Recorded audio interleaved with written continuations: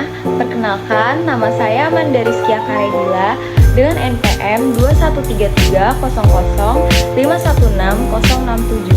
Saya adalah salah satu mahasiswa Fakultas Hukum Universitas Nasional yang mengambil mata kuliah Hukum Laut Udara dan Ruang Angkasa dengan dosen pengampu Bapak Ogian Davis Juanda, SH, LLM, CLA, CPARB, CMLC, CME.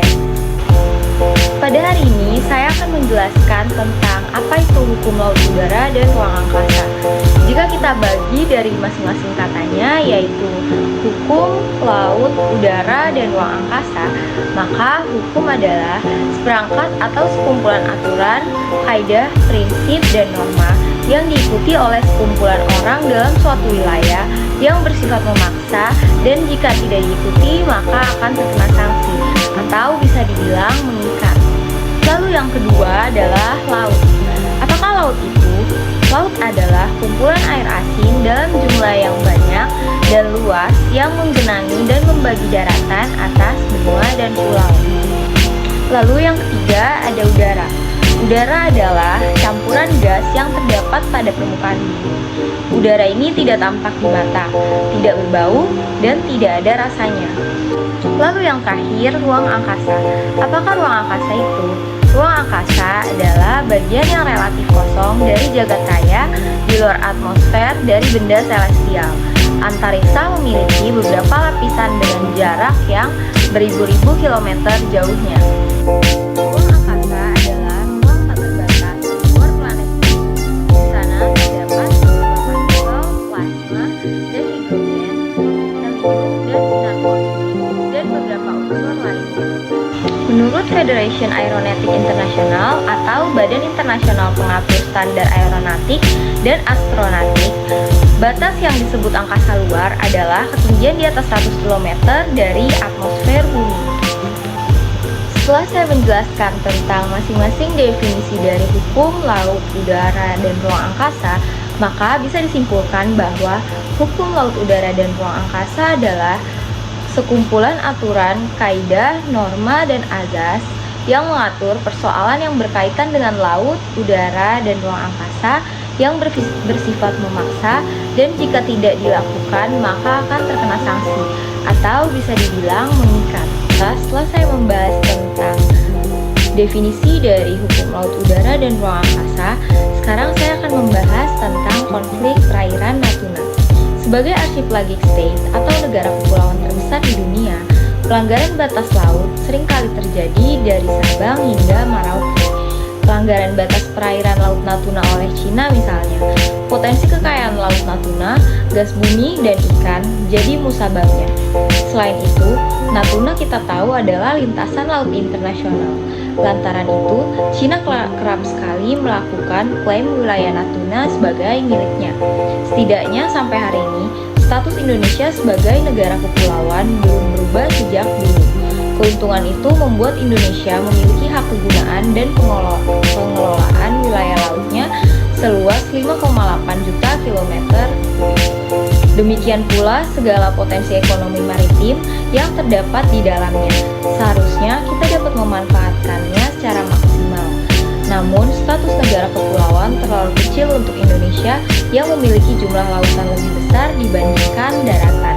Padahal, Indonesia memiliki potensi besar naik selevel menjadi sebuah negara maritim.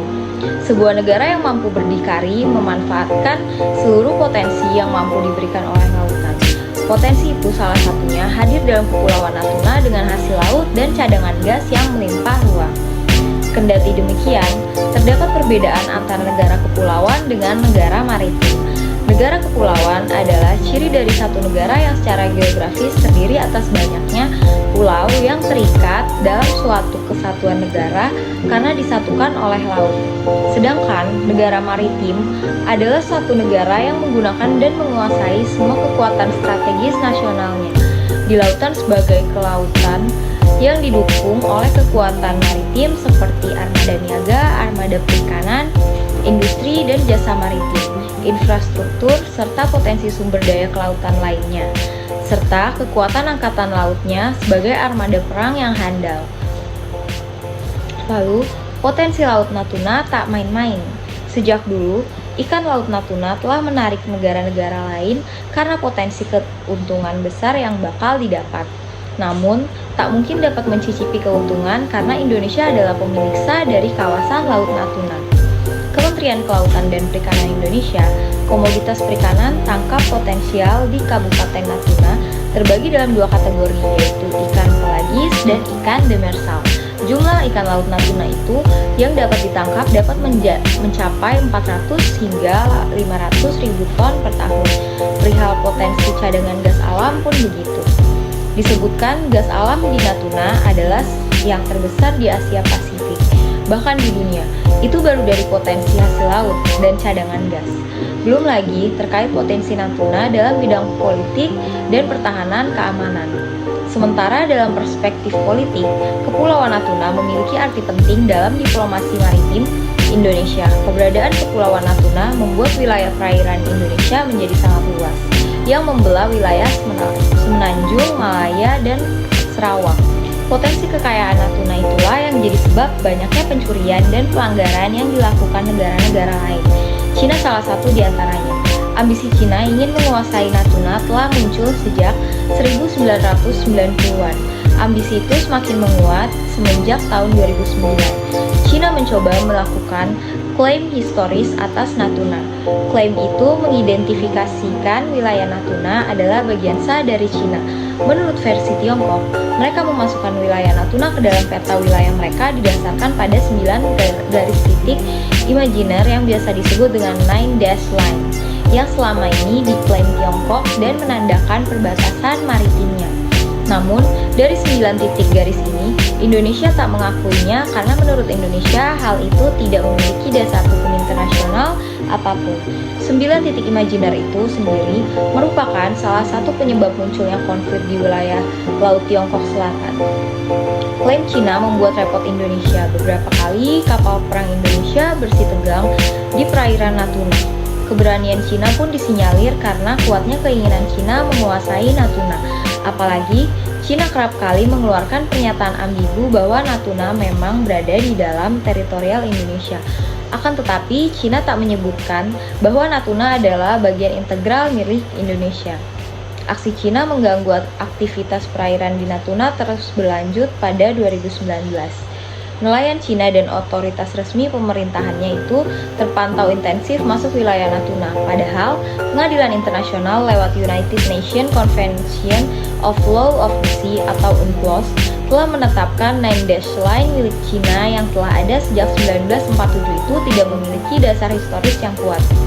Didasari UNCLOS pada tahun 1982 itu, sikap politik luar negeri Indonesia tegas. Pemerintah menolak klaim zona ekonomi eksklusif atau ZEE di wilayah Laut Natuna dan Laut Cina Selatan. Selain itu, keputusan Pengadilan Arbitrase Perserikatan Bangsa-Bangsa terkait klaim negara di Laut Cina Selatan juga memperkuat keteguhan Indonesia soal teritori dan kedaulatan luar negeri. Pendirian Indonesia ini masih didasarkan UNCLOS 1982 yang berlaku secara internasional dan juga sesuai dengan hasil Mahkamah Internasional pada tahun 2016, sehingga mitra perundingan Indonesia tak dapat menggunakan pulau-pulau kecil sebagai proteksi ZEE dan landas kontinen. Pada kasus ini, Indonesia hanya melakukan klaim wilayah kepulauan yang sudah lama menjadi wilayah kedaulatannya, yaitu Natuna Cina Selatan dan Anambas. Upaya penyelesaian sengketa Laut Natuna ini berdasarkan UNCLOS 1982 adalah dengan cara win-win solution atau negosiasi, pencarian fakta, mediasi, konsiliasi. Jika win-win solution tidak tercapai, maka dengan win-lose solution atau arbitrasi internasional dan pengadilan internasional. Kebijakan yang telah dilakukan pemerintah Indonesia adalah mengeluarkan UU Nomor 45 Tahun 2009 tentang perikanan hingga melayangkan nota protes kepada Republik Rakyat Tiongkok pada tahun 2020. Salah satu solusi dari ahli hukum internasional adalah memperbanyak nelayan dan petugas keamanan untuk eksploitasi dan penjagaan wilayah Laut Natuna Utara. Adapun kendala dihadapi Indonesia adalah jika reaksi Indonesia tidak tepat, maka bisa merenggangkan hubungan diplomatik serta hubungan kerjasama perekonomian dengan Republik Rakyat Tiongkok. Setelah saya menjelaskan tentang definisi dari hukum laut udara dan ruang angkasa, dan saya juga telah menjelaskan tentang konflik Laut Natuna, maka sampailah kita di akhir video. Kurang lebihnya mohon maaf. Wassalamualaikum warahmatullahi wabarakatuh. Bye.